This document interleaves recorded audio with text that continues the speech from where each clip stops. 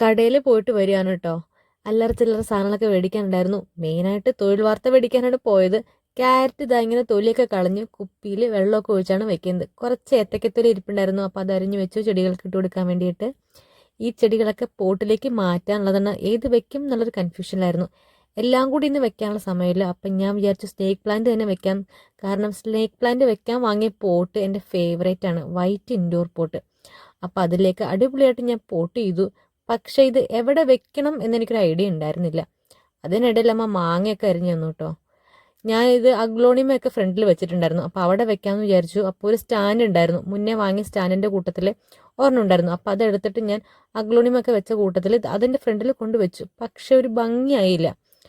അപ്പോൾ ചായ കുടിക്കുന്നതിനിടയിലാണ് വേറെ ഐഡിയ തോന്നുന്നത്, ഇത് ഇപ്പുറത്തെ സൈഡിലോട്ട് വെച്ചാലൊന്ന്. അങ്ങനെ ഇവിടെ കൊണ്ട് വെച്ചു.